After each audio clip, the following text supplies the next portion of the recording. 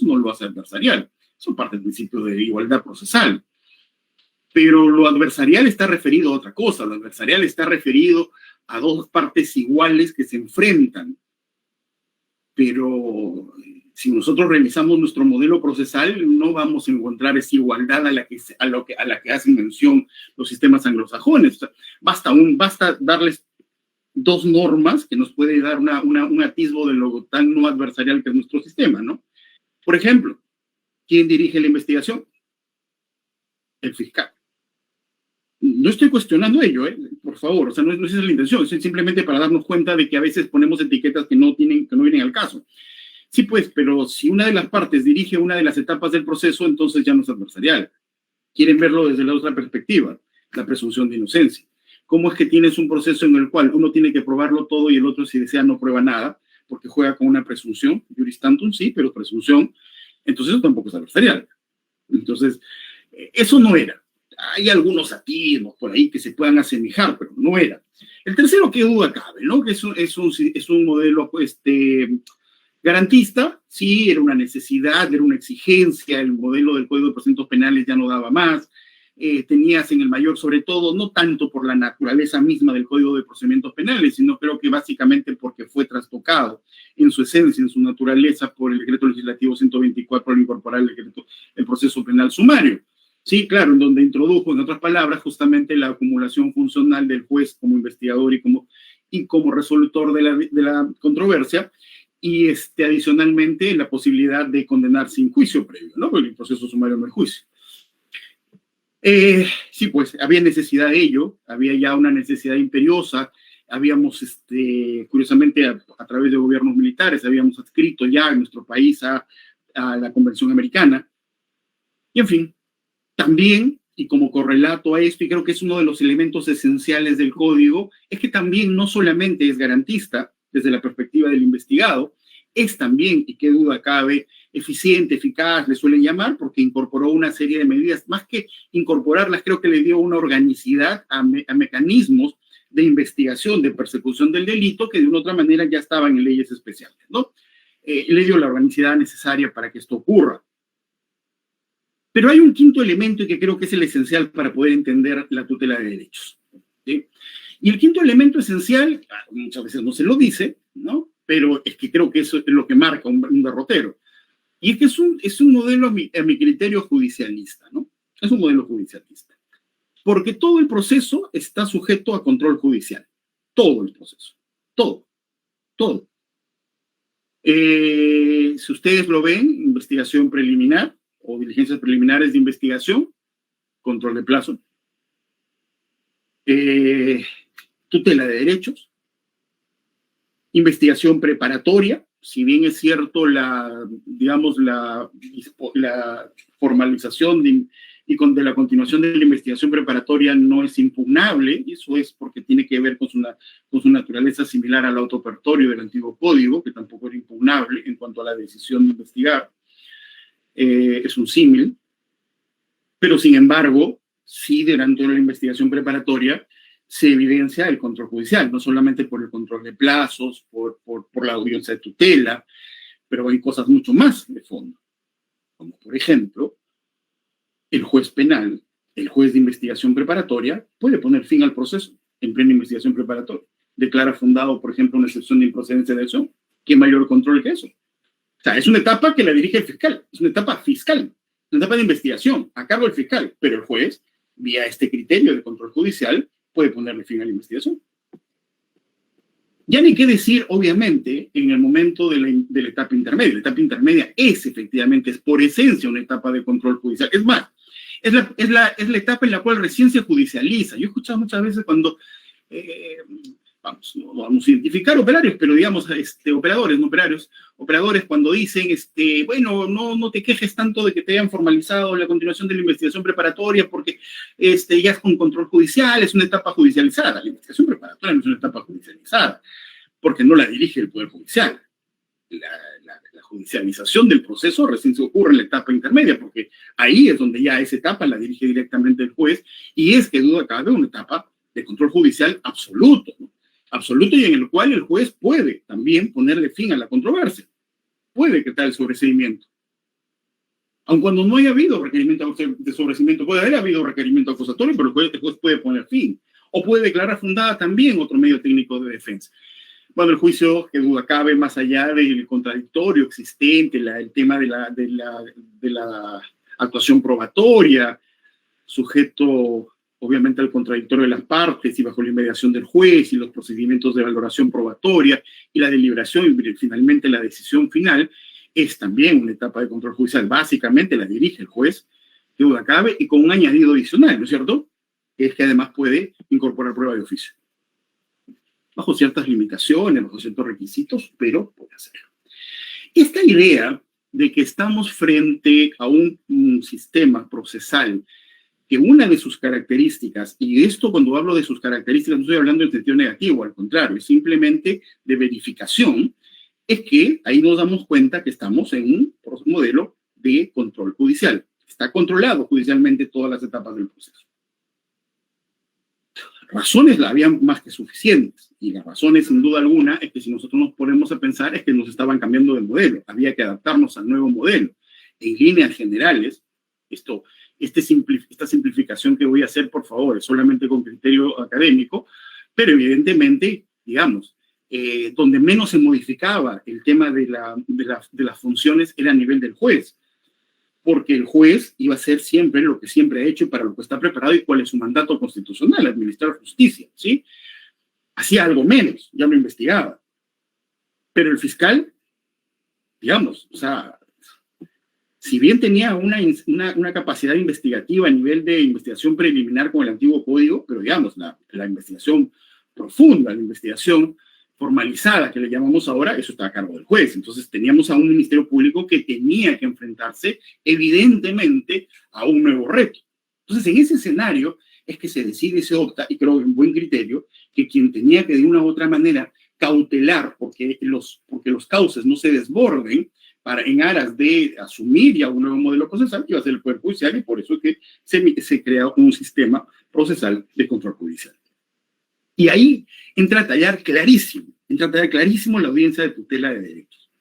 Segundo hito que creo que es importante tener en cuenta para entender la audiencia de tutela, o la tutela de derechos, pero la audiencia es solamente una etapa del incidente de tutela.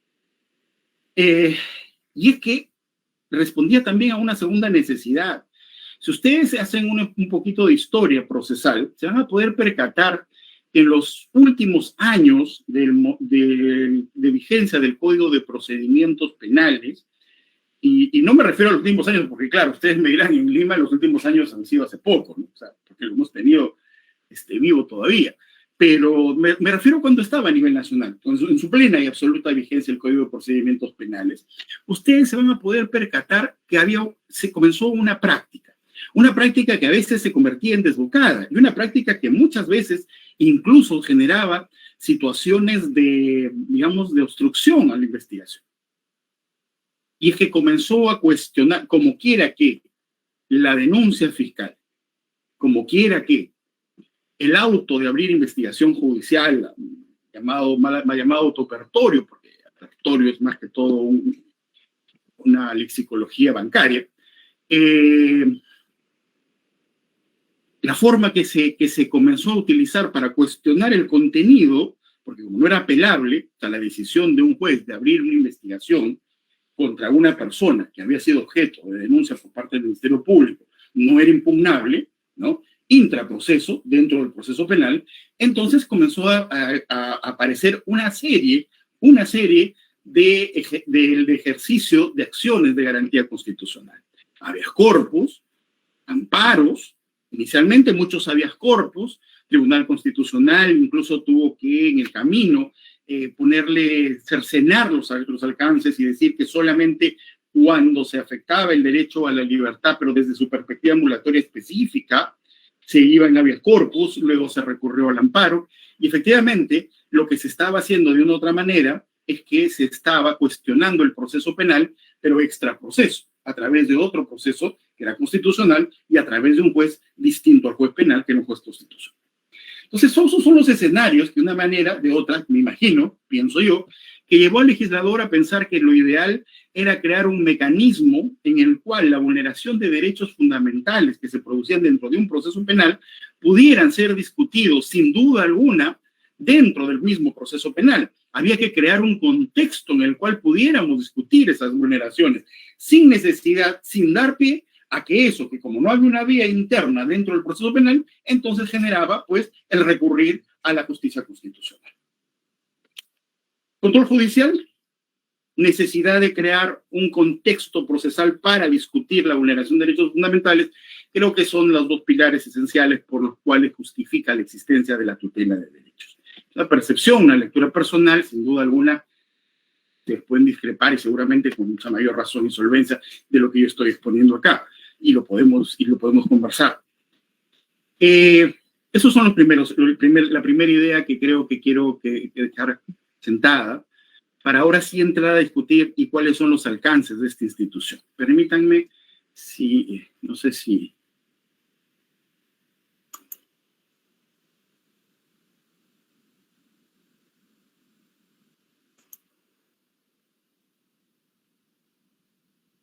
Me avisan, por favor, si se escucha, ¿sí? Sí, doctor, se está escuchando. Sí, se está escuchando. Muchísimas gracias, muy amable. Perfecto. Voy a ampliar esto. Muy bien. Sí se ve, ¿no es cierto? Sí, sí se logra ver. Perfecto, muy amable, gracias. Muy bien. Digamos, la piedra de toque, la piedra angular, lo tenemos en el artículo 71, en el numeral cuarto, no lo vamos a leer porque evidentemente ustedes lo utilizan permanentemente, sin duda alguna, cuando algunos justiciables los llevan a discutir este tema.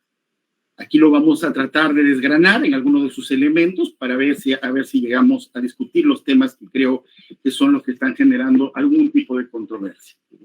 Como les mencionaba, la idea, el objetivo de esta tutela era generar un ambiente para discutir en sede judicial, control judicial, no lo olvidemos, control judicial, las vulneraciones, las transgresiones a los derechos fundamentales cometidos, fíjense, y acá es muy importante, porque creo que voy a ampliar lo que acá dice, cometidos por el fiscal, y yo ampliaría el contexto de por el órgano persecutor, porque en algunos casos, sin duda alguna, el fiscal, a decisión de acuerdo a la estrategia que haya diseñado para cada caso, evidentemente puede contar con la colaboración, con la ayuda de la policía, ¿no es cierto? Esa es una decisión, convirtiendo a la policía también en un órgano persecutor. Obviamente, ya no con las mismas facultades que antes tenía, que antes contaba con el Código de Procedimientos Penales, en el cual pues podía hasta calificar el delito, ¿no es cierto? Bien. Y determinar responsabilidad. Creo que el primer elemento que viene a discutirse en este momento es ¿y qué derechos o a qué vulneración de derechos podemos llevar a discutir en una tutela, en la tutela de derechos? Es muy reiterativo este tema de derechos, pero esa es la idea. O sea, ¿qué discutimos ahí? Y sobre eso ustedes habrán visto que ha habido una larga discusión que motivó inclusive un acuerdo plenario.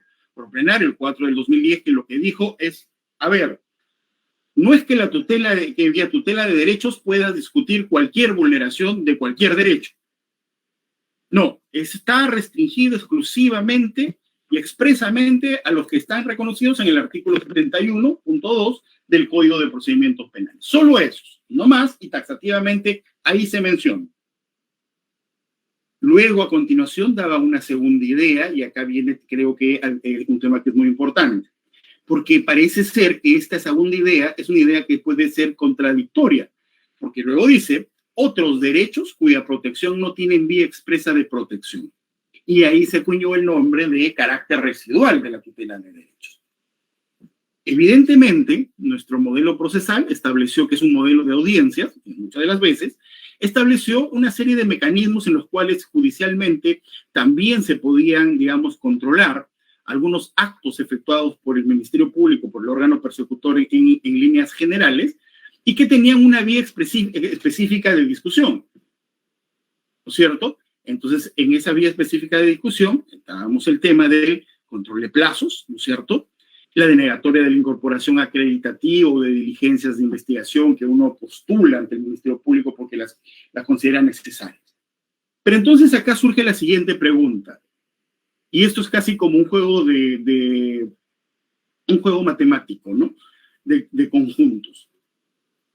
¿Solamente protege los del 71.2? ¿Es taxativo? Primera respuesta. ¿Están vinculados al derecho de defensa?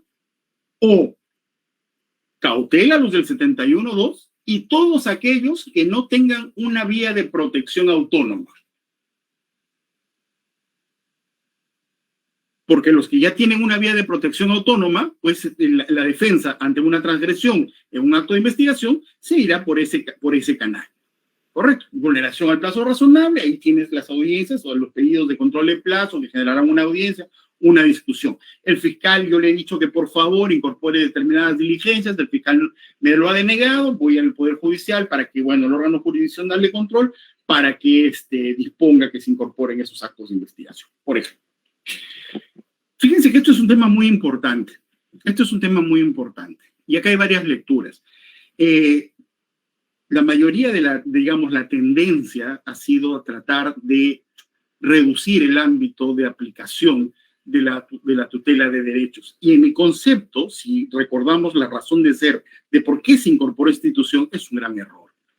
Es un gran error porque si este mecanismo interno que fue creado para discutir la vulneración de derechos fundamentales al interior del proceso, comienzan a decirme que solamente es para esto, pero no para la gran mayoría de posibilidades de vulneración, ¿qué es lo que va a ocurrir?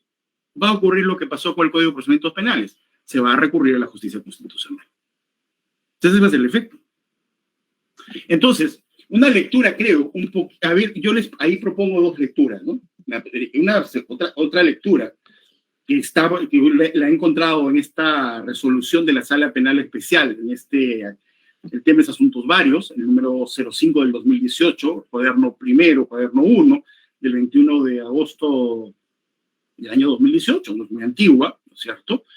En esta resolución dan la lectura en el sentido de que a través de la tutela de derechos, no solamente los que taxativamente están en el 71, ¿no es cierto?, están vinculados al derecho de defensa, sino todo derecho que no tenga una vía expresa de cautela. Y para llegar a esa conclusión es que hacen una interpretación del marco garantista de la Convención Americana. Porque claro, una lectura contraria, una lectura en la cual te dicen solo el listado expreso de la ley, entonces te puede llevar a la situación en la cual no tengas vía expresa intraproceso para defender ese derecho, lo cual, como les digo, ya podría generar lo que hemos mencionado. Además, esta interpretación, creo que adicionalmente, más allá, obviamente sé que estoy, digamos, interpretando en sentido contrario al texto de los acuerdos plenarios, sé que además tiene una interpretación literal, o sea, tiene un basamento de interpretación literal. Porque si nosotros vamos al inciso cuarto, cuando dice la propia del 71 del 4, cuando el imputado considere que durante las diligencias preliminares o en la investigación preparatoria no se ha dado cumplimiento a estas disposiciones. Cuando me dice estas disposiciones es lo que estuvo anterior, todo lo anterior a estas disposiciones se refiere, pero viene una coma y dice, o que sus derechos no son respetados. O sea, ponen dos supuestos distintos y ese es un no, o este o lo otro, no es solo este. Entonces, ahí te permite una interpretación literal en el sentido de decir que esta decisión, por ejemplo, de la Sala Penal Especial, es razonable. O los que están en el 71 o a cualquier otro que no tenga una vía especial para ser cautelado. Ahora bien, esa es una posibilidad. Es una posibilidad de lectura. Pero yo les digo que adicionalmente, claro, yo sé que con esta segunda posibilidad de interpretación es muy probable que no logremos proteger o extender un manto proteccionista a todas las posibilidades de vulneración a derechos fundamentales. Pero recordemos lo siguiente. Si, por ejemplo, seguimos a rajatabla el lineamiento establecido en el acuerdo plenario mencionado, donde en líneas generales nos lo reduce el ámbito de protección estrictamente a algo que se deriva del derecho de defensa, entonces podemos recurrir a un concepto que amplifica, porque no es que amplifique, es un concepto que grafica exactamente cuáles son los linderos proteccionistas del derecho de defensa. Y ese ámbito está dado por el concepto de tutela jurisdiccional efectiva. Claro, digamos, no hablemos de tutela jurisdiccional, hablemos de tutela efectiva, que es, digamos, un concepto más amplio para no solamente restringirlo al ámbito judicial. Y si nosotros vamos hacia el concepto de tutela efectiva, nosotros podemos afirmar, y digamos que acá hay un consenso de la doctrina, en el sentido de la jurisprudencia sobre todo, podemos nosotros acá verificar que la tutela tiene 4 facetas, 4 manifestaciones centrales. El libre acceso a la jurisdicción, correcto, está muy vinculado al derecho de acción y al derecho a impugnar, claro, porque la acción me permite ir a primera instancia, la impugnación a segunda instancia del mismo órgano jurisdiccional, acceder a la justicia. Pero el segundo elemento es, bueno, ya accedí a la justicia y ahora que estoy dentro de la justicia, ¿y ahora qué hago? ¿Qué rol juego? Y ahí entra a tallar el segundo elemento central de la tutela, que es la defensa. Y el derecho de defensa, aunque claro, lo que pasa es que muchas veces no le damos el contenido exacto al derecho de defensa porque cuando vamos al artículo 139 de la Constitución, muchos de los elementos propios del derecho de defensa están desperdigados o tienen un reconocimiento expreso en otro inciso. Pero eso no hace y no deja, eso no quita de que sean en esencia parte integrante del derecho de defensa. ¿Qué cosa es defenderse? Defenderse no es otra cosa, primero, que tener la capacidad de alegar lo que yo estoy pretendiendo dentro del proceso. Y para poder alegar, claro, si yo solamente me quedaría en alegar algo dentro de un proceso, voy a perder, porque la alegación tiene que ir acompañado con acreditar lo que alego, es decir, para justificar que me dicten una decisión de fundabilidad respecto a lo que yo estoy pidiendo. Por eso es que se sostiene que el derecho a probar es parte del derecho de defensa. Porque cuando yo acredito algo, cuando trato de acreditar la proposición fáctica que yo he planteado, lo que estoy es defendiéndome. Señor, yo postulé miren en parte del fiscal, señor, yo postulé y en ejercicio de mi derecho de defensa, acá lo acredito. Acredito para defenderme, para defender mi posición. La contraparte acreditará para justamente evitar que se lo sancione. Pero no solamente el derecho a probar forma parte del derecho de defensa, que es la parte de la acreditación de mi proposición, sino también el derecho a contradecir. No solamente tengo derecho a probar lo que yo postulo, sino también a rebatir lo que la otra parte postula. Y en ese juego es que se encarna el derecho de defensa. Entonces, fíjense, ¿por qué hemos tenido que recalar dentro de este concepto? Porque tenemos 3 posibilidades, como ustedes habrán visto.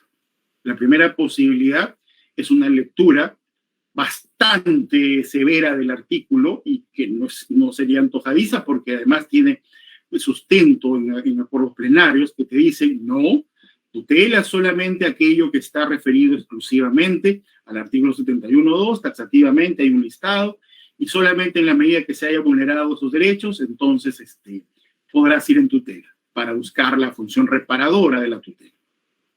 La segunda lectura es que tú digas, no solo los del 71, cualquier otro derecho, siempre y cuando no tenga una vía expresa de defensa, es decir, no esté protegido por otra vía. Y la tercera posibilidad, que parta de entender, sí, pero esa posición de cualquier otro que no esté protegido, como que no se engarza mucho con la interpretación de los acuerdos plenarios, entonces ahí digo, bueno, entonces entendamos en su debida dimensión para tratar de proteger más cosas sin excedernos de los límites del derecho de defensa, démosle un verdadero contenido o reconozcamos, más que no que le demos, reconozcamos el verdadero contenido del derecho de defensa. Y el verdadero contenido del derecho de defensa, al ser parte integrante de un megaderecho que es la tutela efectiva, incluye el probar y el contradecir. Y ahí ustedes verán que se comienza a abrir una serie de conceptos que pueden ustedes utilizar. Hay un tercer elemento que me había abordado para este momento. Fíjense, si ustedes se ponen a pensar, cuando el legislador tomó la decisión que los actos de investigación que efectúa el Ministerio Público estén sujetos a control de una institución ajena a ella, como es el Poder Judicial, rompes ya la posibilidad, ¿no es cierto? Rompes ya la posibilidad de que haya un control interno de los actos del Ministerio Público. Es decir, los actos del Ministerio Público, como están dentro de un contexto procesal penal, no pueden ser impugnados ante un fiscal superior. Es más, dentro del modelo procesal que está pensado dentro del Ministerio Público, en el Ministerio Público solamente hay un medio impugnatorio, ¿sí? La queja prevista en la ley orgánica del Ministerio Público, que también le llaman recurso de elevación. Bueno, yo discrepo del término de recurso de elevación porque lo que están haciendo referencia ahí es una actividad procesal del juez cuando le pero no estamos refiriendo, del juez no del fiscal, pero no estamos refiriéndonos a la esencia. Pero eso es irrelevante finalmente, doctores, porque finalmente es un tema de etiquetas, eso no le quita más a la institución. Pero más allá de eso, lo que yo iba, es el único medio impugnatorio que hay, ¿no es cierto?, dentro del Ministerio Público. Y se da un caso muy concreto, muy específico, ¿sí? Cuando hay el rechazo a la formalización. Entonces, fíjense y nótense que en este escenario es como que ustedes les van cercenando la posibilidad de discutir al investigado vulneraciones a sus derechos. No me estoy poniendo en el supuesto que el procesado tenga mala fe y que lo único que esté buscando es obstrucción. Eso veremos tiene un efecto adicional. No, me estoy refiriendo que efectivamente dentro de su perspectiva se está viendo vulnerado alguno de sus derechos. Pónganse ustedes a pensar, por ejemplo, que el fiscal ha incorporado actos de investigación sin seguir las pautas de ley. Pónganse a pensar que ha incorporado medios de prueba no, porque no estamos todavía en esta etapa de la justificación probatoria, actos de acreditación, como ustedes quieran llamarlos, medios de convicción, en fin. Señores, al final es prueba, ¿no? O sea, darle un nombre, o sea, la verdad es que nunca entendí a qué se refieren con medios de convicción. ¿Convicción de qué? Es prueba. Ya. No prueba en el sentido, digamos, técnico de la palabra y expresión que se gesta de luego de la actividad probatoria a nivel de juicio, en el sentido coloquial, es prueba. Muy bien, pero incorpora este material, ya, para utilizar términos más genéricos, incorpora este material y lo hace de una manera, y, por ejemplo, son absolutamente impertinentes, pero ya lo incorporó porque él dirige la investigación y él incorpora lo que quiere. Es evidente que hay una transgresión del principio de proscripción de la arbitrariedad y evidentemente son medios pruebas, ya, por llamarlo de esta manera coloquial, que de una u otra manera perjudican al investigado innecesariamente. Y entonces, ¿cómo me protejo frente a ello? No tiene una vía específica, porque la vía específica probatoria está referida cuando me niegan la incorporación al investigado. Entonces, ¿cómo lo quejo? ¿Cómo quejo ese acto? ¿Cómo lo cuestiono ese acto? O, por ejemplo, investigación preparatoria y el fiscal a rajatabla abre investigación preparatoria y se fija el plazo más alto, sin ninguna justificación. No me estoy refiriendo a que haya concluido el plazo de investigación y el fiscal no quiera ponerle fin a la investigación, porque ahí hay control de plazo, ahí hay una vía. Pero yo me refiero a lo otro, que formalice la continuación de la investigación preparatoria y pone evidentemente un plazo que es absolutamente arbitrario dadas las condiciones propias del caso. ¿Cómo lo reclamo? ¿No? Entonces, ahí ese es un tema que hay que evaluarlo, ¿no? Que hay que evaluarlo porque evidentemente hay situaciones y circunstancias que va a depender mucho de que se puedan discutir y controlar en sede judicial, dependiendo de cuál es el ámbito de aplicación de la tutela de derechos que nosotros asumamos. O una muy restringida, donde te dicen solamente lo que está en el listado del artículo 71.2, una que sea muy amplia, donde te dice no solo lo del 71, sino además todo aquello que no tenga todo lo demás que no tenga una vía específica de defensa. Todo lo demás se discute vía tutela. Y la tercera, digamos, una intermedia, en la cual ustedes sostengan, bueno, ciñéndome lo resuelto por los acuerdos plenarios, sí, esto que está en la 71, que es básicamente derecho de defensa, pero entendido el derecho de defensa en su máxima amplitud como elemento de la tutela de derechos que incluye el probar y el contradecir. En el primer punto, digamos, el segundo punto, el primer punto estuvo referido a por qué la institución, la razón de ser de la institución. Este segundo punto es que qué cosa discutimos. creo que si nosotros seguimos el primer punto, nos tendremos que dar cuenta que la idea de esta institución es posibilitar que se pueda discutir cualquier transgresión de derecho fundamental dentro del proceso a fin de evitar su constitucionalización o su control extra proceso. Creo que esa fue la idea. Fíjense, un tema final sobre este punto. Yo les comentaba que una de las características del modelo procesal era ser judicialista porque estaba dentro del contexto de control judicial. Nuestro modelo no es un modelo adversarial porque no parte de una equidad de condiciones y de situaciones desde el inicio del proceso.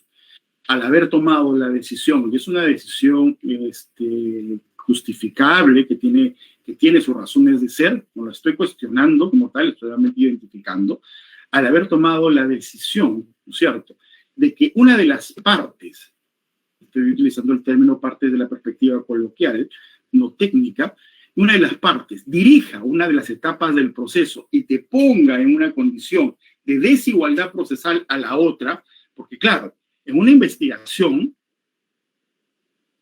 fiscal, ¿no es cierto?, lo que tienes es un procesado que se enfrenta no a una contraparte, se enfrenta a una autoridad con funciones y definiciones constitucionales. No es cualquier autoridad el fiscal, es parte de una institución de rango constitucional. Entonces es evidente que se está enfrentando en desigualdad de condiciones. Para evitar esas desigualdades de condiciones es que se autoriza procesalmente la intervención del juez para reequilibrar la situación. Y la tutela es una de esas instituciones que sirve para reequilibrar la situación. ¿Dan cuenta? Porque si no hubiera este control, entonces simplemente, yo no digo, o sea, no es que en todos los casos el fiscal vaya a actuar arbitrariamente, porque no es necesario que lo haga. Pero pudiera ser, pudiéndonos en la posibilidad de que esto haga, necesitamos recuperar el equilibrio, el proceso es equilibrio. Entonces, esto también es otro de los temas que hay que tenerlo en consideración. Bien. El tercer punto que quería trabajar con ustedes. ¿Quiénes pueden plantear la tutela de derechos? Y acá es que también lo que pasa es que, no sé si a ustedes les ha dado la impresión, yo la verdad a veces tengo algunas dudas, pero cuando leo el código, y se lo recomiendo algún día, o sea, que estén, digamos, descansados, que lean el código no tanto como un elemento, un instrumento que les sirve a ustedes para trabajar el día a día, sino que lo lean como si fuese un texto jurídico, para encontrarle una lógica, y muchas veces yo me he encontrado como que hay contradicciones existentes, internas, entre un libro y otro libro. Como que había algo ahí que no se conjugó bien, como que es clarísimo que el autor no es uno solo, ¿no es cierto? O sea, normalmente se encomienda y se encarga la elaboración a distintos juristas, y la idea es que de una u otra manera, pues los juristas, digamos, terminen con un producto que esté concatenado. Pero a veces eso no se logra, pues, ¿no? Miren todo lo que se ha tenido que sufrir para entender, y eso, miren, han tenido que transcurrir 3 acuerdos plenarios para tratar de entender más o menos a qué nos referimos con la pretensión resarcitoria, con el actor civil, ¿no? Tratar de entender de que juegan con reglas civiles, que es una pretensión de naturaleza civil. Y cuando uno lee, por ejemplo, la etapa intermedia, donde no hay una normatividad expresa que te diga en qué momento juega el actor civil y su pretensión, y uno lee el artículo 12, 13, el 11, entonces dice, oiga, pero aquí pasó algo. O sea, como que no es lo mismo. Ahora, y eso que no nos vamos al artículo 100 y los requisitos y todo lo demás. ¿Sí? Entonces, acá pasa algo parecido, no tan grave como eso, ¿no? Pero queda claro, si uno va al artículo 71.4, queda claro que el titular, ¿no es cierto?, el sujeto legitimado a plantear la tutela es el investigado a través de su defensa. Ya está, eso está clarísimo, no hay mucho que discutir. Pero la pregunta es, ¿puede extenderse esta capacidad a otros sujetos procesales? Quiero leer 2 normas nada más, 2 normas para ver si eso es factible y si eso es posible. Probablemente ustedes hayan tenido dentro de su experiencia jurisdiccional alguno de estos temas. ¿Puede la persona jurídica plantear una tutela de derechos? A ver, el artículo 93 del Código Procesal Penal nos dice: la persona jurídica incorporada en el proceso penal, en lo concerniente a la defensa de sus derechos e intereses legítimos, goza de todos los derechos y garantías que este código concede al imputado. Goza de todos los derechos y garantías que este código concede al imputado. La pregunta: ¿por qué no podría plantear una tutela? Luego damos algunos atisbos adicionales. El artículo 9, en Romanos, numeral 3 del Código Procesal Penal, que está referido al agraviado, de una referencia al agraviado, por eso que lo he puesto entre signo de interrogación, es: el proceso penal garantiza también el ejercicio de los derechos de información y de participación procesal a la persona agraviada o perjudicada por el delito. La autoridad pública está obligada a velar por su protección y a brindarle un trato acorde con su condición. Autoridad pública. La autoridad pública es el fiscal, la autoridad pública es el juez, la autoridad pública es la policía. Y fíjense, a velar por su protección. Y la finalidad de la tutela de derechos es una finalidad de garantía y de protección de derechos fundamentales. Y el agraviado, y la persona jurídica, y el investigado tienen derechos fundamentales. Fíjense, no estoy dando todavía una posición personal, lo que pasa es que simplemente estoy tratando de ver si es posible una lectura de este tipo y hasta dónde podríamos ampliar este marco, digamos, aplicativo, garantista de la tutela de derechos. A ver, varias cosas. Cuando uno lee, permítame, no sé si es que lo he puesto en la siguiente, sí. Si nosotros vamos a este recurso de apelación, el 52-2021 del SANTA, Sala Penal Permanente, ¿no? En su numeral 2.3 y los siguientes mantiene la misma idea. Lo que nos dice la Corte Suprema es: dice, asimismo tiene una finalidad, está refiriéndose a la tutela de derechos, ¿no? Dice, asimismo tiene una finalidad protectora del imputado, quien en su calidad de parte acusada se ve sometido al aparato estatal durante la investigación del delito a cargo de la Policía Nacional del Perú y el Ministerio Público, que por la especial papel que desempeña en la lucha contra la criminalidad, en ciertos casos incurre en excesos o negligencia. Varios temas que creo que son muy importantes que están mencionados en esta jurisprudencia. Primero, habla del imputado. Bueno, que hable del imputado no quiere decir que solamente se refiere al imputado. Lo que pasa es que esta fue una tutela de derechos planteada por un imputado. Pero creo que la parte que sigue a continuación es muy importante. Parte acusada. ¿Sí? Parte que es materia de acusación. Podríamos ampliar el concepto y decir materia de imputación. Parte imputada. Y creo que ese tema, ya de por lo menos, sin duda alguna, nos elimina la posibilidad de que el agraviado pueda ir en tutela. Porque la tutela está pensada justamente en lo que yo les mencionaba, como un mecanismo de búsqueda de equilibrio. ¿De equilibrio a quién? ¿Para quién? ¿Quién está sufriendo el desequilibrio? Está sufriendo el desequilibrio aquella persona que está siendo objeto, ¿no es cierto? Objeto no me refiero como si fuera al contrario sujeto, digamos, punto de persecución de los aparatos persecutorios de la acción penal. Entonces es el Estado, a través de su función de persecución del delito, que tiene en la mira a una persona y despliega todos los mecanismos legales con los que cuenta para justamente perseguir a esta persona.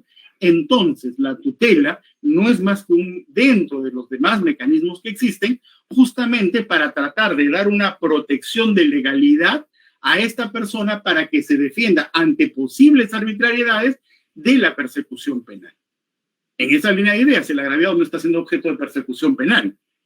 Mucho menos qué duda cabe el actor civil, pues el actor civil tiene otro tipo de pretensión, y además una pretensión autónoma, que además, si él lo decidiera, podría tramitarle el sede civil. Pero el agraviado, ¿sí? Por más que tenga, como lo dice este artículo 9.3, esta capacidad de protección, etcétera, etcétera, no está referido a que pueda tener la capacidad de ir en tutela. ¿Por qué? Porque no está sufriendo ninguna persecución, no requiere recuperar equilibrio alguno. Él no. La siguiente pregunta, yéndose arriba, es: ¿y la persona jurídica? Y hay varias lecturas, porque ahí ya lo dejo a su criterio, que podría ser objeto de otra conversación que podamos tener, si lo tienen a bien, que es en realidad si la persona jurídica es objeto de imputación penal, y sin duda alguna que lo es. O sea, la persona jurídica se le imputa, tan es que se le imputa que se la incorpora, y se le incorpora como sujeto pasivo de la acción penal, ¿sí? Porque quien lo persigue a la persona jurídica no es el actor civil, no es el agraviado. Quien persigue a la persona jurídica es el fiscal. Quien solicita su incorporación es el fiscal. No me estoy refiriendo a la persona jurídica como tercero civil responsable. Ese forma parte de otra relación jurídico-procesal. Yo me estoy refiriendo a la persona jurídica como sujeto procesal. Y es sujeto procesal pasivo, porque recae sobre él persecución y por lo tanto recae sobre él imputación. Y puede estar inmerso dentro de una acusación. Ahora pónganse a pensar, ustedes, un dato adicional, si estamos frente a un acto que ha sido cometido ya con la vigencia de la ley de responsabilidad penal, de responsabilidad administrativa, se llama así, la ley de responsabilidad administrativa de la persona jurídica. Tema a discutirlo, tema a conversarlo, pero creo que por su naturaleza y por la norma expresa que está acá, creo que no habría ningún problema porque ello acontezca. Quizás una discusión, y lo quiero dejar así planteada, vuelvo a repetir, encantado de la vida, si tenga bien generarnos otro ambiente de discusión, es y en qué momento lo puede hacer, porque claro, si nosotros nos vamos al artículo 71.4, el madre de la tutela de derechos, dice expresamente, y acá no hay discusión alguna, aunque en algún momento se pretendió hacer esa discusión, aun cuando había norma expresa, dice cuando el imputado considere que durante las diligencias preliminares o en la investigación preparatoria. Es decir, yo puedo ir en tutela sin necesidad de que haya formalización de continuación de la investigación preparatoria. Ya en diligencias preliminares, yo puedo ir a plantear la tutela. Entonces, claro, si la persona jurídica tiene los mismos derechos de la persona natural y las mismas garantías de la persona natural sujeta a persecución, entonces yo podría llegar a la conclusión, primera lectura, ¿no es cierto?, de que también podría plantear la persona jurídica, por ejemplo, que ha sido incorporado como sujeto de investigación dentro del proceso, dentro de las diligencias preliminares de investigación, podría también plantear una tutela. El problema viene, segunda lectura, por eso, o sea, mi intención es brindarles escenarios y que ustedes lo evalúen. La segunda lectura es decirme, no, pero un momentito. La persona jurídica, de acuerdo al artículo 93, se incorpora en investigación preparatoria. Es más, lo que dice la jurisprudencia es que al momento que el fiscal formaliza, lo tiene que incluir como sujeto investigado. Y si está incluido en la formalización como sujeto investigado, luego ya pide su incorporación, ya no como sujeto investigado, sino como sujeto procesal pasivo, pide su incorporación como persona jurídica.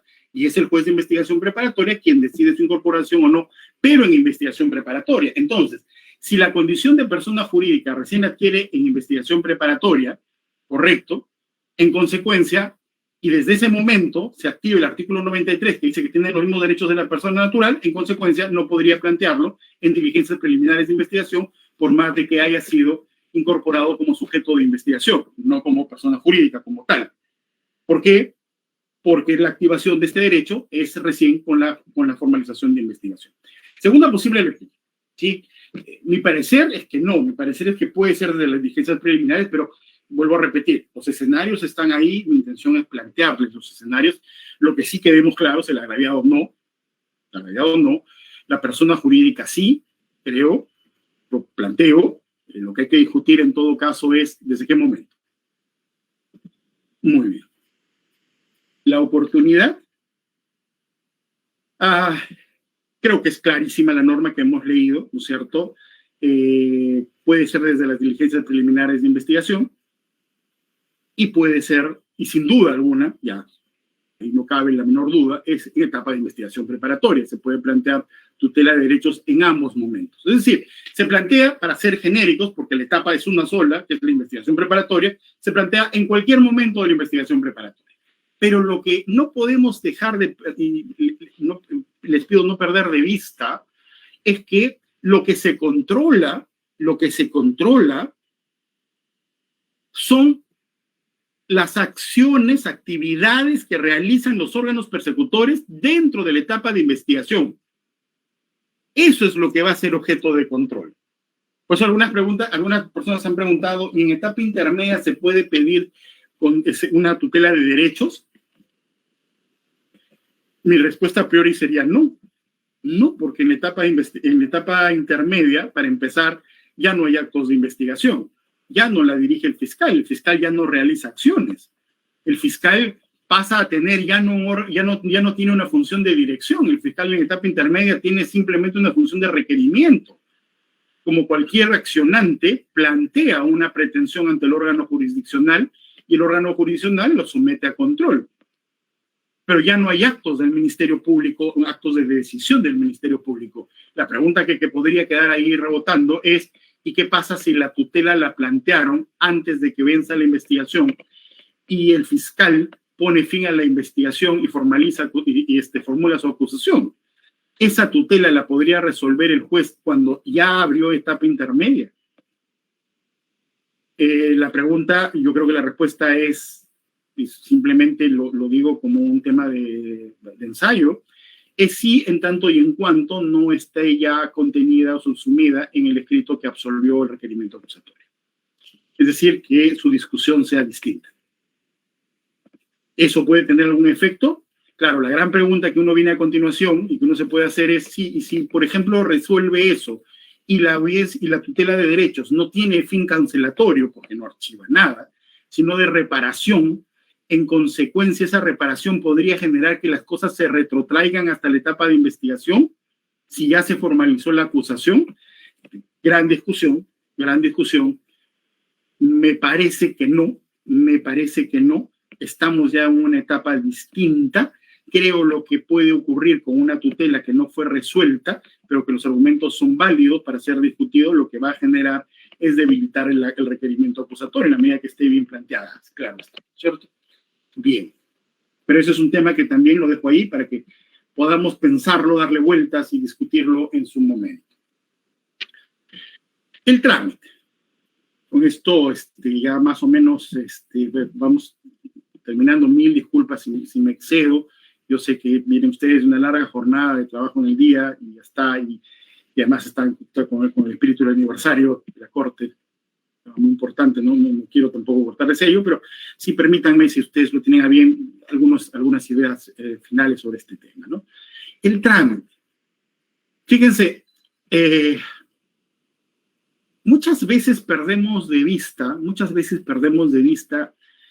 que hay algo que se llama la teoría general del proceso.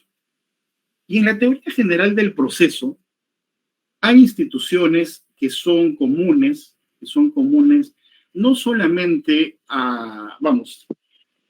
no solamente son aplicables al derecho procesal civil, ¿no? Muchas veces se ha tendido a equiparar la teoría general del proceso con el proceso civil. Es cierto, y qué duda cabe que, digamos, los procesalistas civiles son los que más han trabajado sobre el tema de la teoría general del proceso, pero eso no quiere decir que sus fundamentos y bases son absolutamente aplicables al proceso penal. Y ahí hay varias cosas que hay que discutir, ¿no?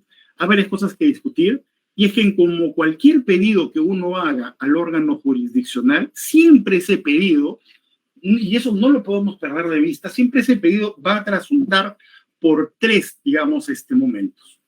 Un primer momento que es un control de admisibilidad, y lamentablemente nuestro Código Procesal Penal no tiene un concepto de admisibilidad ni de procedencia, ni de lo contrario tampoco. Es más, ustedes se han podido percatar, muchas veces ni siquiera utiliza el concepto de procedencia. Muchas veces se limita solamente a sancionar con inadmisibilidad lo que probablemente podría ser un supuesto de improcedencia. Pero, digamos, la sanción procesal más común que ustedes van a encontrar en el Código Procesal Penal es la inadmisibilidad. Y salvo casos muy concretos y expresos, como por ejemplo ocurre en el recurso de casación, el tema de la procedencia o improcedencia no es un término que sea muy utilizado. Pero eso no quita, ya por aplicación de la teoría general del proceso, de que el juez haga ese triple análisis, ¿no es cierto? Un análisis, evidentemente, del control judicial de admisibilidad, tendrá que recurrir, en qué duda cabe, a las normas del Código Procesal Civil que sí desarrolla este tema, discutirá, por ejemplo, si quien lo está pidiendo es un sujeto legitimado, mirará que si el que lo está pidiendo es el agraviado, eso es inadmisible, me lo estará pidiendo. No es inadmisible, en realidad es un tema de improcedencia. ¿Por qué? Por cuando, aunque se diga acá que es un tema de admisibilidad, es un tema de procedencia porque no puede ser subsanado. O sea, toda la admisibilidad siempre está referido a requisitos que se incumplen de forma, pero que pueden ser subsanados. Lo que sucede es que el Código Procesal Penal utiliza el término de admisibilidad o inadmisibilidad como si fuera creo que más bien lo que pretendía hacer es utilizar la improcedencia.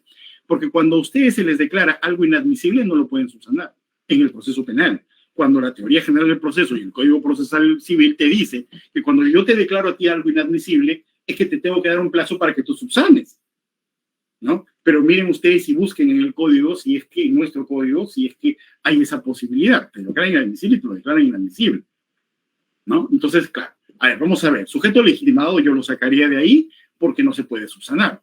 O sea, si eres agraviado, no vas a poder cambiar tu situación. En consecuencia, como no es posible de reparar esa infracción, en consecuencia, esto es improcedente. ¿Sí? Correcto. El petitorio. Eso sí es un tema de admisibilidad. Es decir, cuando tú activas la tutela de derechos ante el órgano jurisdiccional, siempre tienes que tener un petitorio. O sea, no solamente significa que tú evidencies dónde está la vulneración, qué derecho se te vulneró, cómo se te vulneró el derecho. Un tema muy importante es que le tienes que pedir al juez algo. Pero si yo solamente le explico la vulneración de mi derecho, no le estoy pidiendo nada. Tengo que pedirle algo. Y ese algo que le tengo que pedir es cuál es el objeto de la función reparadora que tú estás buscando. ¿Cómo quieres que se repare la infracción que tú has sufrido? Tienes que pedirlo. Ahora, si no lo pides o no está claro que lo pidas, eso sí puede ser objeto de un control de admisibilidad y de subsanación, porque tú lo puedes precisar. Bien. Justamente en el acuerdo plenario sí se incorporó un supuesto de rechazo liminar, ¿no? Un rechazo liminar en el cual sin necesidad de verificación del agravio, sin necesidad de menos aún de audiencia, el juez podía hacer el rechazo del pedido pero lo que pasa es que es un poco gaseoso porque es cuando verifique que la solicitud de tutela tiene una finalidad obstructiva de la investigación. Ese es el único supuesto que se pone, ¿no? Digamos que una vez salvada ya los temas de admisibilidad, de haber sido subsanado lo que se podía subsanar, pasamos al segundo criterio, que es el criterio de posibilidad. Todo esto es una discusión en gabinete. Todo esto es una discusión que le hace el juez. No es una discusión, perdón. Todo esto es una evaluación individual del juez en su gabinete. Él hace el control de admisibilidad y el control luego de procedibilidad, que es, por ejemplo, vía procesal. No te puede decir por esta vía, porque lo que tú me estás cuestionando, o lo que tú me estás diciendo, es que el fiscal ya cumplió con el plazo que le dimos para que cumpla tu investigación y hasta el día de hoy no pone fin a la investigación y sigue actuando o incorporando actos de investigación. En ese caso tienes una vía, no es la tutela la vía. Pues como no es la vía, es el típico supuesto de improcedencia, la equivocación en la vía. Y eso no se puede subsanar. La tendrás que plantearlo de nuevo si tú quieres, es otra cosa. Un tema que creo que es importante, que siempre se discutió, y acá ustedes tienen dos hitos, digamos, jurisprudenciales de una u otra manera, ¿no? El acuerdo plenario del 2012 y la sentencia, no es una sentencia, es una resolución de la Corte Suprema emitido dentro del contexto de este proceso, recurso de apelación número 10/2022, Suprema, donde la Sala Penal Permanente, interpretando el acuerdo plenario del 2012, lo que dijo era lo siguiente. Bueno, trámite. Antes de que tú vayas en tutela, tienes que pedirle primero al fiscal. Pídele primero al fiscal. Y si el fiscal, y ahí se presentaban dos situaciones, que el fiscal te diga no, o que el fiscal no se pronuncie, como no tiene un plazo, entonces si pasen los días. En uno u otro supuesto, más o menos uno esperaba, digamos, la práctica lo que te dice. Si me dice no, al día siguiente voy con mi tutela. Si no me dice nada, más o menos espero un plazo prudencial, razonable. O sea, dependerá de la práctica del fiscal, dependerá de muchas cosas, muchas variables, pero voy y como no me ha contestado ante su silencio, voy en tutela. Pero previamente, y antes me van a preguntar seguramente a nivel judicial, si he ido o no he ido primero con el fiscal. Y si no he ido con el fiscal, entonces no puedo ir a nivel judicial con la tutela. Ya. Ese tema, de una u otra manera, bueno, no es que sea un tema zanjado, porque en realidad y en estricto sentido lo que hay es una interpretación que se hizo en este recurso de nulidad, ¿no es cierto?, de la Corte Suprema. Dijo, a ver, un momentito, la ley como tal, el artículo 71.4 en ningún momento habla de que se lo pidas primero al fiscal. No dice. Eso fue una incorporación del acuerdo plenario. Y esa incorporación del acuerdo plenario fue en estricto sentido cuando la discusión era sobre imputación necesaria. Es decir, señor fiscal, me ha notificado usted la disposición por la cual ha abierto diligencias preliminares de investigación y yo no entiendo qué cosa es lo que usted me imputa. Si yo no entiendo lo que usted me imputa, entonces ¿cómo quiere que yo me defienda?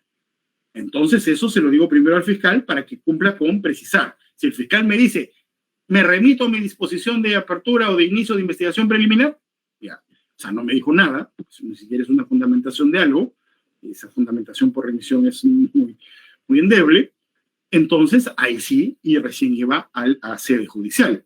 Entonces lo que dijo la Corte Suprema es, solo en ese supuesto está pensado, de que vayas primero al juez, porque finalmente yo no te puedo incorporar un paso procesal ni una carga procesal que no está prevista en la ley. Pero para lo demás, o sea, si la vulneración no es imputación necesaria, no tienes por qué pedírselo al fiscal, pídeselo directamente al juez.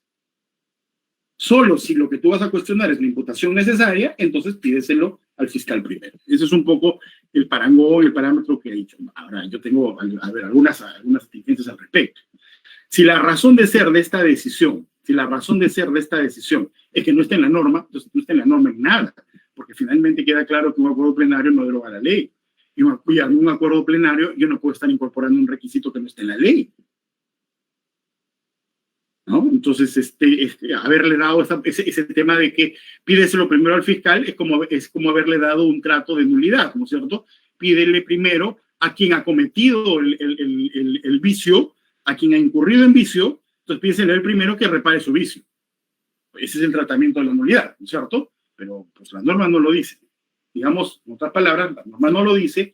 Este es de una u otra manera el tratamiento que está brindando la jurisprudencia de este caso, ¿no? Que se resume en si el pedido de reparación está vinculado, ¿no?, de subsanación, de reparación, de retrotraer las cosas al estadio anterior a la vulneración del derecho fundamental, está referido a un tema de imputación necesaria, entonces pídeselo primero al fiscal.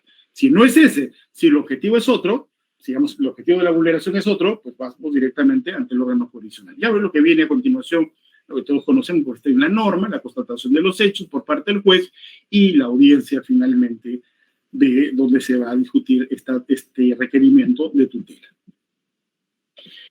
Con esto quiero acabar, quizás y mil disculpas si se acelera un poquito, pero solamente quería plasmar algunas ideas muy cortas, centrales, pero que creo que es muy importante respecto de probablemente, no sé si es que me equivoque con relación al Distrito Judicial de Pasco, pero digamos en otras latitudes he tenido la oportunidad de verificar que muchas, no digo la mayoría, pero digo un gran porcentaje de tutelas siempre están referidos al contexto de la imputación necesaria.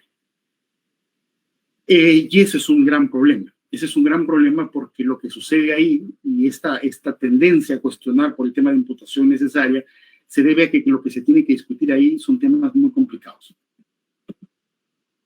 Solamente quiero plantear algunas ideas de cómo podríamos enfrentarnos a una tutela que esté sustentada o que esté basada en un problema o un defecto de imputación necesario.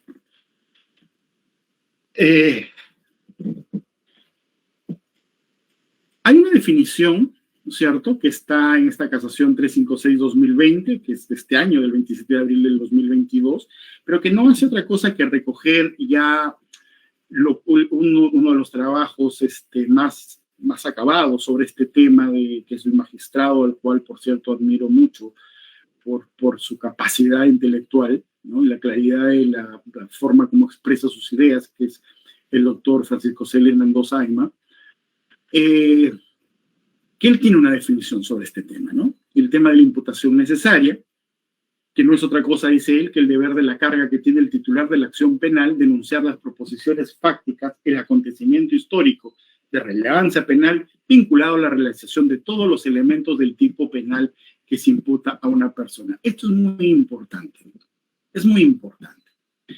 Ya luego vamos a discutir en un segundito cuán preciso tengo que ser, pero lo que sí les puedo decir es que desde el día uno que un fiscal toma la decisión de abrir una investigación, tiene que ser muy cuidadoso en abrirla contra alguien, porque el código no le exige al fiscal que abra una investigación preliminar contra alguien. Tan no le exige eso, miren, tan no le exige eso, que no olvidemos que justamente una de las finalidades más importantes de las diligencias preliminares, ¿no es cierto?, es individualizar a las personas involucradas en la comisión. El código, en el artículo 330.2, lo que se está poniendo en el supuesto, ¿no es cierto?, es que ocurrido un hecho que puede tener alguna connotación penal, no es que lo más común sea que desde un inicio yo tenga claro quién es el autor, o tenga una alta probabilidad de que quién sea el autor, ¿no es cierto? Y por eso te dice, abre las diligencias preliminares, y una de las finalidades es tratar de individualizar. Y cuando hablo de individualizar, implica no solamente identificar, sino también de establecer cuál es el rol que tuvo dentro de los hechos.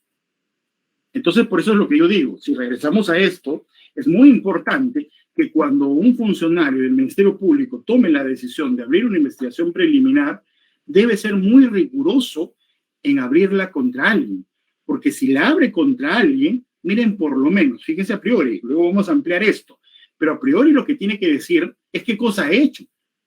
Y cuando digo qué cosa ha hecho, no es solamente un relato fáctico, es un relato fáctico que además cumpla con un criterio de subsunción con las exigencias del tipo penal. Claro, si es un homicidio, digamos, las exigencias típicas no son muchas. Matar a otro, pues es muy simple decirte, bueno, y provisto un arma de fuego, disparó contra el señor tal y le causó la muerte. Ya. Y ahí, no solamente que yo estoy diciendo qué ha hecho, no solamente estoy haciendo el relato fáctico, sino que además estoy cumpliendo con las exigencias de subsunción del tipo penal, porque el tipo penal me exige que yo le precise la acción típica, que es matar, ¿no? Y incluso lo he bajado a un contexto práctico, que es decir, cómo lo mató. Es a través de un arma de fuego. Este principio tiene un reconocimiento, ¿no es cierto?, normativo, lo encuentran en el artículo 9 del título preliminar, en el 71.2, y hay algo que es muy importante y que a veces perdemos de vista, y esto tiene que ver con un criterio que en un segundo lo voy a plantear.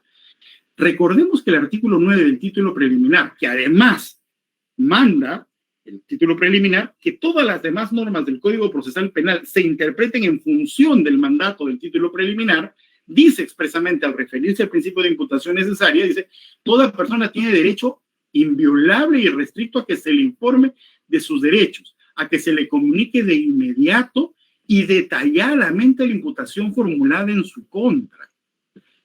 El criterio de detalladamente no es un criterio inventado por la defensa, es una exigencia legal. O sea, tú quieres investigarme, me tienes que decir de qué me investigas detalladamente. Claro, yo sé que eso ha tratado de morigerarse en el tiempo jurisprudencialmente a través del carácter progresivo de la imputación. Sí, pues, pero el carácter progresivo no está en la ley. Lo que está acá en la ley es que te dicen de inmediato y detalladamente. Detalladamente, no tengo que irme al diccionario de la Real Academia Española de la Lengua para saber qué cosa es detalladamente, ¿no es cierto? O sea, hay que tener siempre, por eso yo digo, siempre tengamos cuidado. No significa que yo reciba una denuncia o que pueda ser anónima, puede ser por escrito, puede ser telefónica, lo que fuese, y yo automáticamente abro una investigación preliminar contra la persona que ha sido denunciada, porque corro este riesgo. O sea, me estoy abriendo yo las puertas a una tutela. Bien. Cuando uno va, por ejemplo, y estos son criterios que han sido repetidos por la propia Corte Suprema, ¿no? La Sala Penal Permanente de la Corte Suprema, esta sentencia, la 724 del 25 de noviembre del 2014, vuelve a reiterar lo que hemos señalado. Garantizar el respeto inescrupuloso del principio de legalidad material, de que el relato fáctico, hechos, que sirve al persecutor público para construir su hipótesis de incriminación, se adecúe plenamente a los alcances normativos del tipo penal en particular. subsunción, importantísimo. De no ser así, se promueven persecuciones penales que finalmente traerán consecuencias indeseables para con los fines que debe desplegar la justicia penal en el marco de un Estado constitucional de derecho. Yo me pregunto, doctor, probablemente esto no ocurra en Cerro del Pasco. En otras latitudes sí me ha pasado. Qué difícil es llegar a la etapa intermedia y tener una acusación que justamente no tiene una imputación necesaria. Con un gran problema, que en el nivel de acusación ya no es imputación necesaria. Estamos un grado más arriba, es una imputación suficiente, que es algo que debió haberse controlado desde el inicio, Por eso es que habla justamente la Corte Suprema de cuidado con estar generando estas consecuencias indeseables. Controlemos de un inicio, porque recordemos, la tutela de derechos no es generar impunidad, porque la tutela de derechos no trae el archivo.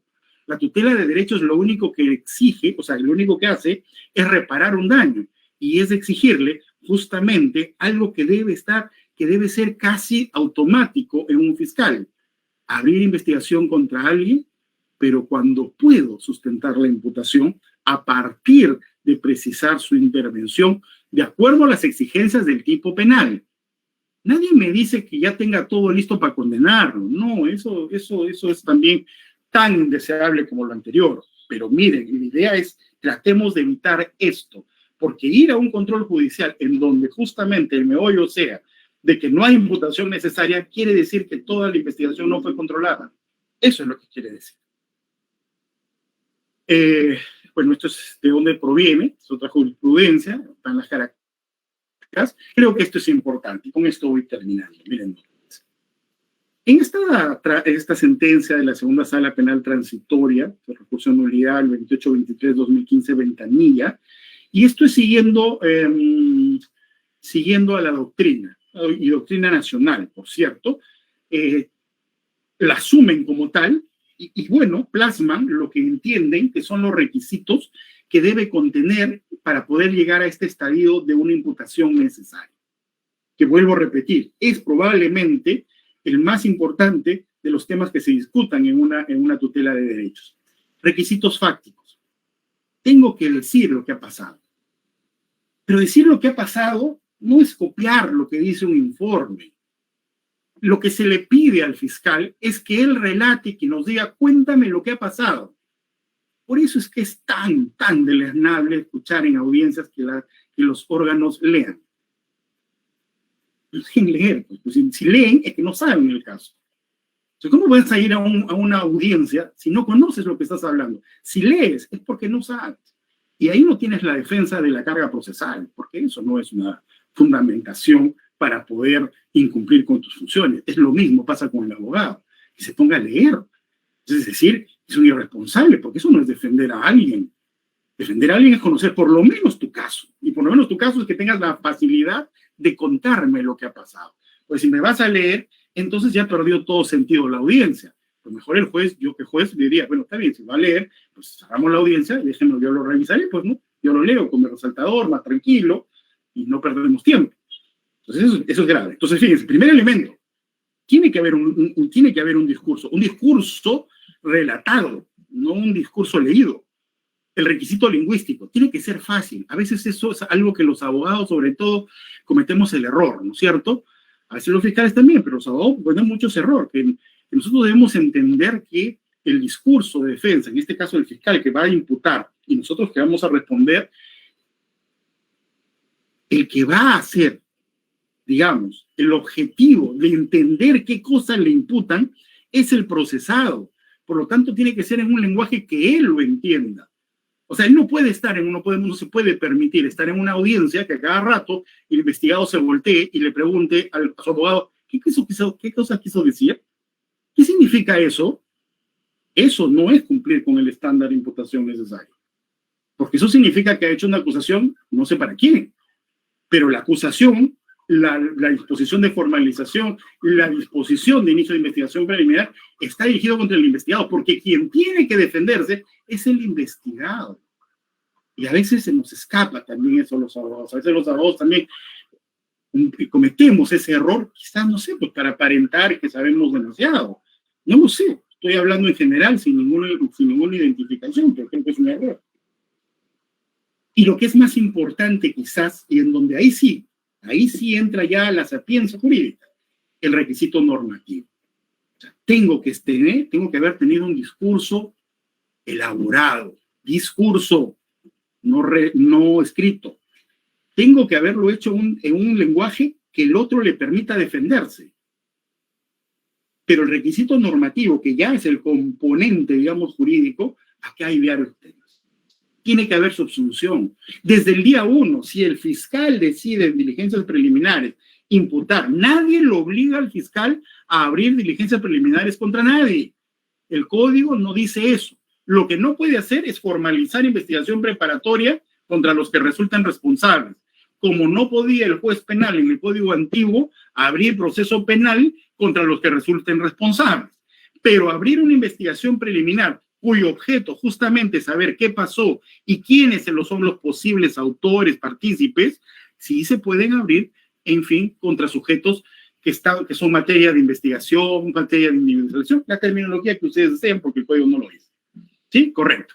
Pero en el momento que se toma la decisión de que ya tengo individualizado a la persona que lo puede tener, entonces tiene que acordarse que ya no se trata de tener un relato concreto, ya no se trata de tenerlo en un lenguaje simple, que me entienda a quien yo le voy a dirigir la imputación, sino me implica que ese relato, y ahora sí jurídico, tiene que cumplir con el criterio de subsunción. Y el señor hizo A, B, C, D, y en el A, B, C, D, que puede ser genérico, pero el A, B, C, D tiene que cumplir con las exigencias del tipo penal. Tiene que cumplir con las exigencias del tipo penal. Y luego decirle, y en este hecho, tú hiciste esto, se presume que tú hiciste esto, o se presume que tú no hiciste esto, o presumo que tú no cumpliste con tus funciones porque tenías la obligación de hacerlo. Y el último tema, el último punto importante. Ya la Corte Suprema ha sido bien clara en señalar que ya sabemos que la tutela no es solamente investigación preparatoria, es también diligencias preliminares de investigación, implica un sustento acreditativo. No es solamente un discurso bonito. Antes se decía, ¿no? En una terminología casi simplista decía, el principio de imputación necesaria se satisface cuando el investigado sabe qué le imputan. ¿Sabes lo que te imputo? ¿Entendiste lo que te imputo? Sí, entiendo lo que me imputan. Ok, cumplí con el principio de imputación necesaria. No. El principio de imputación necesaria, que se discute vía tutela, exige también un sustento acreditativo. ¿Un sustento acreditativo ya para que lo condene? No. ¿Un sustento acreditativo para que lo acuse? No. ¿De qué depende? Acá recién entramos, porque muchas veces yo no sé por qué razón o circunstancia, cuando salió la sentencia plenaria esta de lavado de activos, automáticamente lo utilizaban en la audiencia de tutela como si ella le estableciera niveles de imputación. Esa sentencia plenaria no establece niveles de imputación. Lo que establece son niveles acreditativos, que es uno de los elementos de la imputación. No es la imputación. No nos confundamos. Hay que leer bien. Y en consecuencia, esta es además una jurisprudencia vinculante que vuelve a repetir esto. Y en consecuencia, y acá viene lo que quería comentarles. Esto nos lleva a un tema, doctores, muy importante. Pero ojo, no es el tema central de la imputación necesaria. Fíjense ustedes, como les decía, solo uno de los elementos y de los requisitos normativos, el sustento acreditativo. ¿Y de qué depende el sustento acreditativo? Acá recién funciona lo que se llama, o lo que han venido a denominar esto como la progresividad. Acá les he dejado también por cierto, una resolución de la Sala Penal de Apelaciones Nacional, ¿no? En donde justamente se pronuncian por esta famosa frase de progresividad de la imputación, en la cual se pretende muchas veces justificar de que por qué no se te entiende lo que tú imputas, y eso no puede ocurrir. Siempre se debe entender lo que uno imputa, siempre se debe entender. Que esté total o meridianamente o poco acreditado, eso sí tiene que ver con un tema de progresividad. Totalmente de acuerdo en eso. ¿Y dónde está ese criterio de progresividad? Depende de la etapa en la que ustedes se encuentran. No es necesario acudir a la sentencia plenaria, ¿no es cierto? Y la posterior y última acuerdo plenario, creo que es no mal recuerdo, la 1, que debe ser la de 2019, no hay que recurrir tampoco a ello, no es necesario recurrir, para darnos cuenta que el Código Procesal ya había establecido cuáles eran los estándares probatorios. Y nótese que habla de estándares probatorios, no hablan de estándares acreditativos, probatorios. El Código Procesal Penal, en el artículo 329, es el que define que al nivel de investigación preliminar, lo acreditativo no es que es casi ni te entiendo lo que imputas. No, lo que imputas desde el día 1 tiene que ser entendible. Eso no hay disculpa. No hay razón de que no sea entendible. Ahora, ¿cómo acreditas tu hipótesis? ¿Cómo acreditas tu proposición? ¿O con cuánto acreditas tu proposición? Solo a nivel de sospecha simple. Para abrir las diligencias, solo a nivel de sospecha simple. ¿Sí? Correcto. Si te formalizo, ¿no es cierto? No, es que es progresivo, no es necesario que me entiendas mucho. No, siempre me tienes que entender. Esa exigencia es ineludible, doctor, es ineludible. Lo que se discute en la progresividad es la prueba, el nivel de acreditación. Y a este nivel es que debemos haber trasuntado algo más, porque la misma norma, no necesito ir a estos elementos jurisprudenciales que he mencionado, porque el 336.1 te dice expresamente indicios reveladores. La sospecha reveladora que se habla en la sentencia está expresamente prevista en el código. 3361, indicio revelador. ¿Qué significa el indicio revelador? No es el momento de entrar a discutir, porque no estamos en una conversación sobre estándar probatorio, pero lo que sí creo que es importante que tengamos en cuenta, por lo menos, para llegar a una especie de acuerdo, es que no puedes tú formalizar investigación preparatoria con lo mismo que tenías cuando abriste diligencias preliminares. Porque esa es prueba de que no ha habido justamente la progresión de la acreditación. No puedes tener la misma imputación basada en lo mismo. O sea, eso es delatar que no hiciste el trabajo. Eso es importante. No tocamos el tema de la prisión preventiva, porque bueno, la prisión preventiva es un supuesto específico, ¿no? Que establece un estándar de prueba bastante alto, muchos dicen que incluso mayor al de la propia acusación, pero cuando hablamos ya de la acusación, el mismo artículo 344, numeral 2, literal D, que dice elementos de convicción suficientes. Por eso es que te habla de la sospecha suficiente. Acá, y es un estándar mayor, pero no estándar de imputación, porque recuerden que la acusación tiene que tener la misma base fáctica que la formalización. No es que ahora con la acusación reciente entiendo que me imputas. No, ahí sí estamos graves. No, siempre debí haberte entendido, siempre me debiste haber hecho entender qué cosa me imputabas, porque la forma de medir una adecuada imputación es que siempre se te entendió qué cosa imputabas. ¿Con cuánto acreditas tu imputación que se basa en proposiciones fácticas? Ya, eso es progresivo. Eso es progresivo y para eso se hace la investigación, para que vayas acumulando o para que finalmente como fiscal te des cuenta que no había nada. Bien puede ocurrir, ¿no es cierto? Nadie lo obliga al fiscal a acusar, porque también puede ser un requerimiento de sobreseimiento. Esa es un poco la idea, ¿no es cierto? Entonces, fíjense, doctores, un poco para ir concluyendo en este tema. Fíjense, este recurso de nulidad que habíamos mencionado, cuando habla de la imputación necesaria, y lo dice la Corte Suprema ya desde el 2014, no solo importa una exigencia que recae sobre los órganos judiciales, sino también sobre los representantes del Ministerio Público, no solo en la formulación de la acusación, sino desde el inicio del proceso penal, donde la imputación debe mostrar una definición clara y precisa sobre los supuestos de atribución delictiva. Con esto cierro. No confundamos el nivel de acreditación de mis proposiciones fácticas de mi imputación de la imputación en sí misma. El día que yo decido, como funcionario público responsable, suscrito al principio de prohibición de la arbitrariedad, desde ese día que decido atribuirle a alguien algo, esa atribución debe ser clara, precisa, definida, porque es un derecho que está en el artículo 9 del título preliminar del Código Procesal Penal. ¿Sí? Lo que no me pueden exigir a mí como funcionario persecutor es que desde el día 1 yo tenga ya pues poco más y listo para que lo condenen.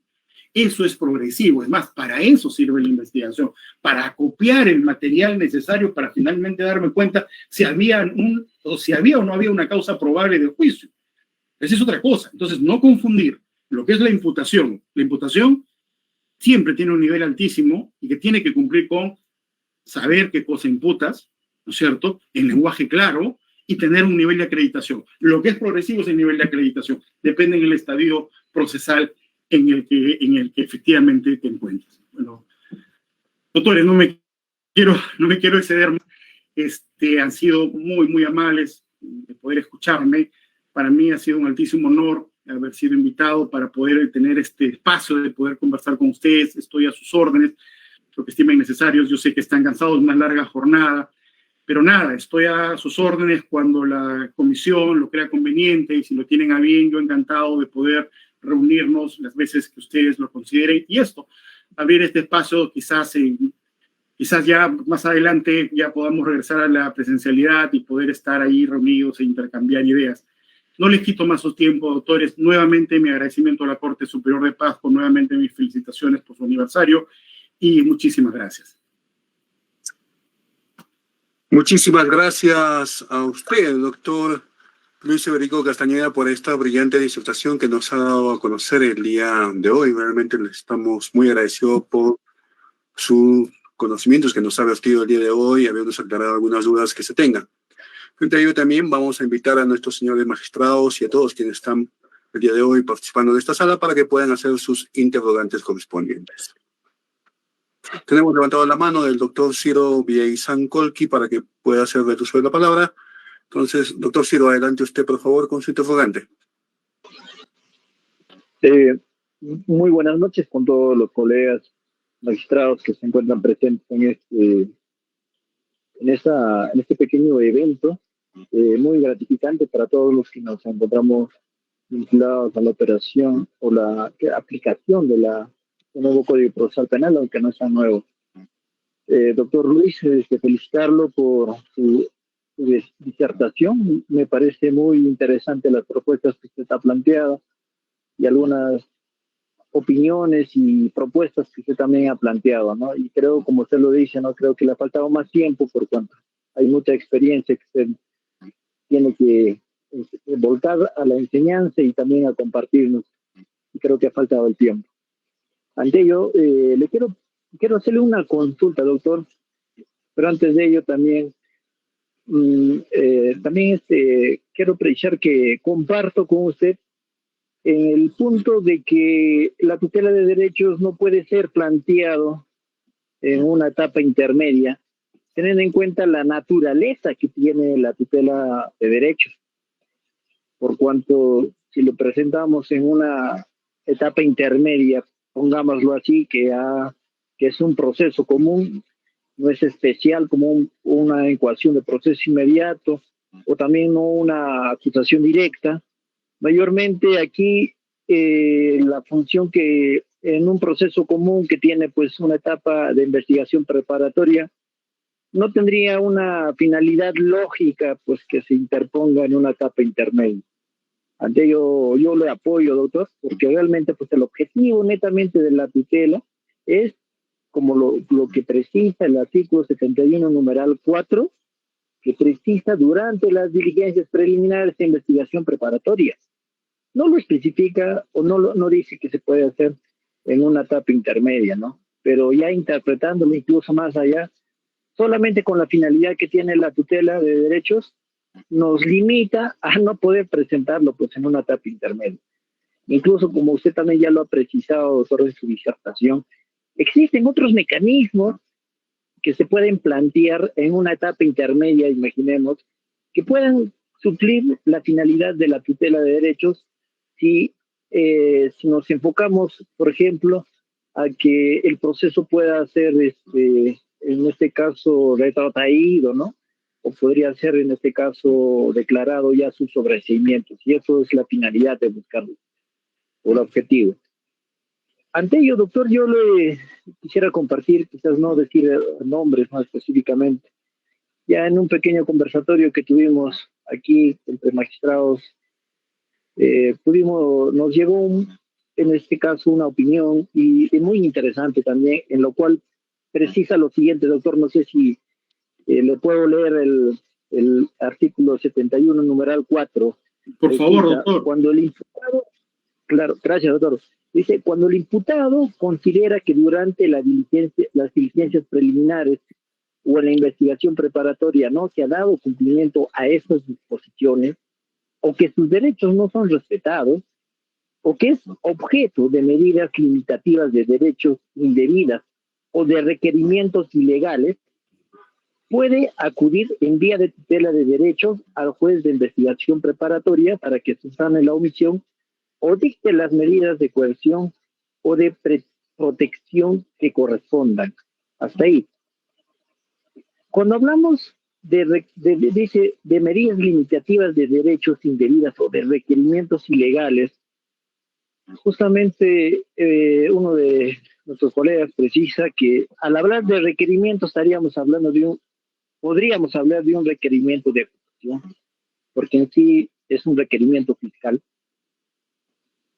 donde sí pudiéramos plantear una tutela de derechos en la etapa intermedia. Pero ante ello, mi discrepancia es, y justamente ahí apoyo lo que usted ha apreciado, doctor, es de que cómo vamos a plantear una tutela de derechos en una etapa intermedia si los requerimientos legales podrían estar enmarcados a requerimientos como la que se da dentro de las diligencias preliminares y la de investigación preparatoria, como la de prisión preventiva, como el requerimiento de levantamiento de secreto bancario, como el requerimiento de incautación y determinados requerimientos que puede existir del Ministerio Público, ya que la interpretación lógica es netamente enmarcarnos a lo que precisa, cuando el imputado considera que durante las diligencias preliminares o investigación preparatoria. Eso ya nos está enrumbando a que hay requerimientos que el imputado puede considerar que son ilegales o que atentan sus derechos durante las diligencias preliminares o la investigación preparatoria.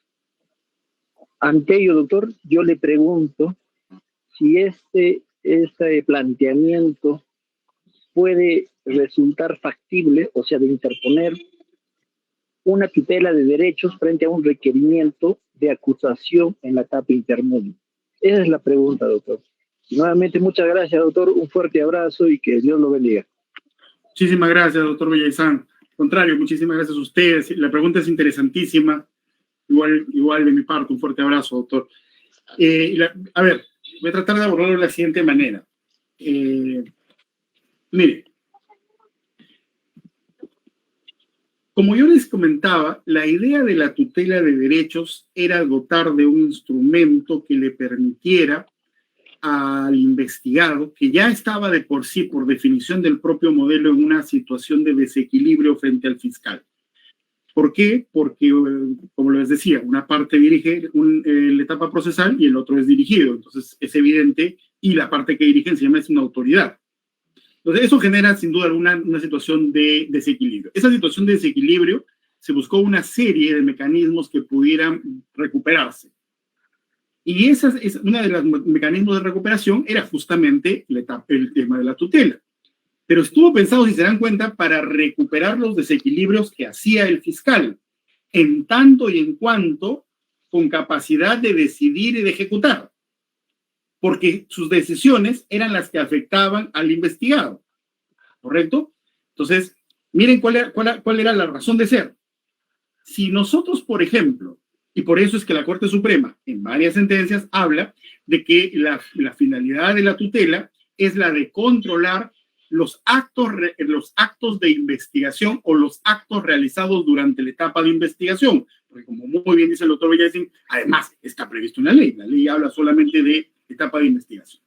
Bien. Vamos ahora a la pregunta. Fíjense, otra vez.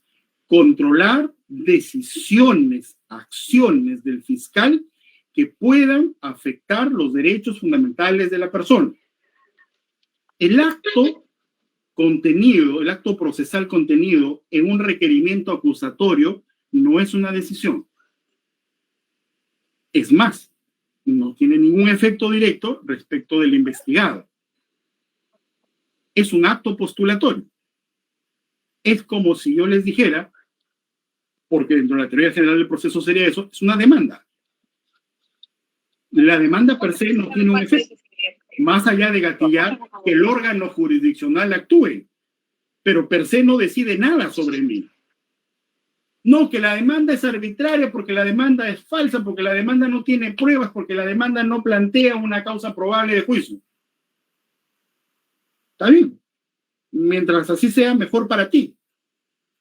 Pero es lo que él está pidiendo, es lo que él quiere. Pero su arbitrariedad no tiene un efecto sobre ti. No es igual que la prisión preventiva. Es un requerimiento del fiscal, pero él no decide. Ahí no ha decidido nada. No ha tenido ningún efecto. Igual cuando el fiscal acusa, no hay un efecto directo contra el acusado. Primer elemento. No podría ser objeto de tutela, es una apreciación personal, doctor Ciro, porque no es una decisión. No lo está haciendo el fiscal como director. No hay nada que reequilibrar, porque no hay un desequilibrio ahí. Lo que está haciendo el fiscal es simplemente un acto postulatorio. Le está pidiendo algo al juez, pero le está pidiendo, no está decidiendo. Cuando decida y esa decisión afecte un derecho fundamental, tutela. Pero la acusación no es una decisión. La acusación es un pedido. Segundo, ¿cuál es la otra lógica? Primera lógica, no es una decisión que afecte derechos fundamentales. Segunda lógica, o segunda razón, solo procede en tanto no tenga una vía concreta de control judicial. Y la acusación tiene una vía concreta de control judicial, la etapa intermedia. Ese requerimiento, ese pedido, no es que esté librado al albedrío del fiscal. No, expresamente va a ser sometido a un control formal y a un control material. Es decir, va a ser sujeto al control del órgano jurisdiccional. ¿Qué cosa es la audiencia de tutela o qué es la tutela de derechos? Es un acto del fiscal que va a ser sometido a control judicial. ¿Qué cosa es la etapa intermedia? No es un acto, es un requerimiento que va a ser sometido a control judicial. En consecuencia, ¿hay control judicial sobre ese acto? Hay control judicial sobre ese acto. ¿Necesitas la tutela? No, porque recuerden que más allá de cualquiera de las tres interpretaciones que hagamos respecto al objeto de la tutela, es residual. Solo funciona siempre cuando no haya otro mecanismo de control judicial. Y vaya que la acusación, no solamente que, como repito, no es una decisión, sino es un acto postulatorio, tiene una vía específica de control judicial, la propia etapa intermedia. Doctor, sí, justamente yo, perdón, colega, respondiendo al doctor y robándole su intervención. Exacto, doctor, yo comparto el criterio que usted maneja, incluso eso me faltó precisarlo. Y netamente yo también preciso y vuelvo a precisar y confirmar mi criterio personal y respetando los criterios de los colegas, magistrados, presentes. Es correcto, ¿no? Porque en una etapa intermedia no se está dando o ejecutando la decisión del fiscal, es más, se está poniendo en debate. Y el mismo imputado tiene el derecho de poder observar, de poder plantear excepciones y demás medios técnicas de defensa. Y pienso yo que una tutela de derechos pues no es factible, ¿no? Y nuevamente vuelvo a repetir, no tiene la finalidad ni la norma lo estipula, se lo puede hacer. Y nada más, doctor, muchas gracias nuevamente. No, doctor, al contrario, estoy por la pregunta. Y justo le agrego un dato adicional, ¿no? Mire, incluso ni siquiera considero que podría tener un efecto práctico adicional, porque si le podríamos encontrar ahí una arista que pudiera ser beneficiosa, podríamos digamos, incorporarlo. Porque mire usted, la acusación, como repetimos, tiene todo un mecanismo de control judicial. Y es un mecanismo de control judicial tan severo, pero tan severo, que incluso el juez puede rechazar este acto postulatorio dictando el sobreseimiento de la causa. Porque el control judicial en etapa intermedia sí puede tener, obviamente con los trámites y las decisiones correspondientes, sí puede tener efectos cancelatorios de sobreseimiento. En cambio, si pudiéramos someterlo a tutela, ya sabemos que la tutela nunca va a poder ordenar el sobreseimiento, porque solamente tiene fines de reparación.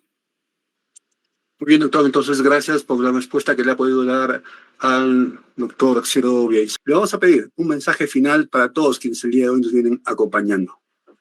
Sí, nuevamente, muchísimas gracias, don Freddy.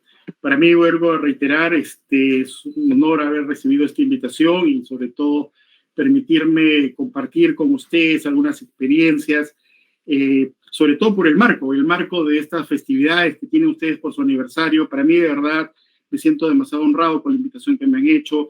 A través suyo, por favor, un agradecimiento especial al presidente de la Corte y mis parabienes en este aniversario y muchos años más adelante. Es una Corte muy querida para mí, y claro, con toda disposición, estoy a órdenes de ustedes, cuando ustedes lo estimen conveniente, y ojalá ya podamos nuevamente poder estar ahí en un conversatorio presencial y cambiar todas las ideas que estimen convenientes. Muchísimas gracias a todos los presentes, señores magistrados, han sido ustedes muy, muy amables, a todo el público presente, a sus órdenes. Muy buenas noches.